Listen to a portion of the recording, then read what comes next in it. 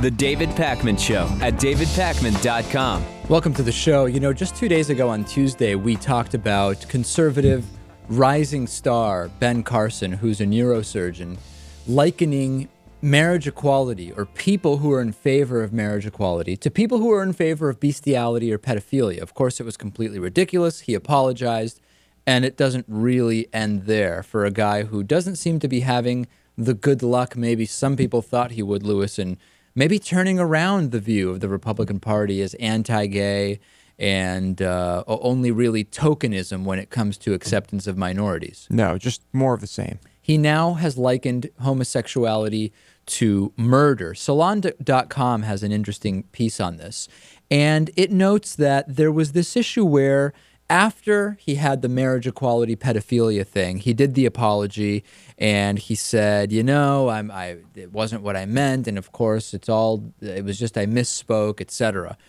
Turns out it may not be the case. He has a book he wrote back in 1999, Lewis, called The Big Picture, and there he went even further than in the remarks that he made about pedophilia. He actually said homosexuality is a sin comparable to murder and cheating.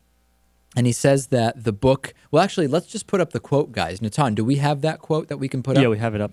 All right, let's go to the quote. He says, "My response wasn't nearly that politically correct. Excuse me, but I beg to differ," I said, when recalling an exchange he had when someone talked to him about marriage equality and homosexuality. "How I feel and what I think isn't just my opinion. God, in his words, says very clearly that he considers homosexual acts to be an abomination.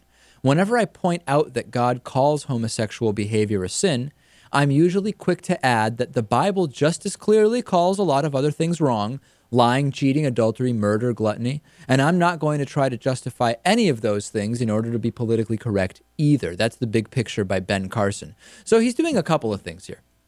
One is, yes, he is likening homosexuality to murder and saying, hey, they're all sins.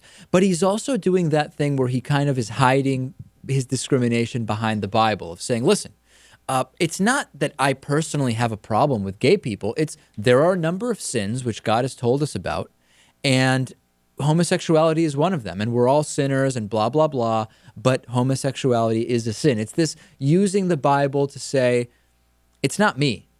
It's you, God, who has said that this is a sin. Right. And in a way, let's say this person was indoctrinated from birth, like the people at the Westboro Baptist Church.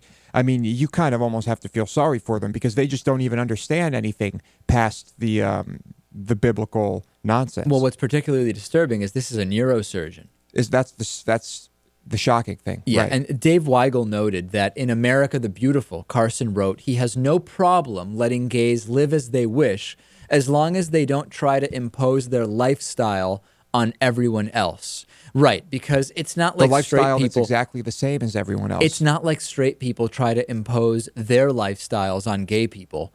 Oh, right. For straight people, it's not a lifestyle because they were born straight. But for gay people, they chose to be gay. Therefore, it is a lifestyle choice, which you can, you can try to impose it upon people the same way you might try to impose on people a lifestyle of doing yoga or meditation. Lifestyle is not even really what they should be saying. I mean, No. Lifestyle is all-encompassing. I mean, gay people want the same lifestyle as straight people. Right. They want to be able to get married. It only is different because they have to go around trying to fight discrimination. That's Right. what makes it a different lifestyle. That's their in reality. lifestyle, yeah. This is the last thing the Republican Party needs right now, a guy like Ben Carson.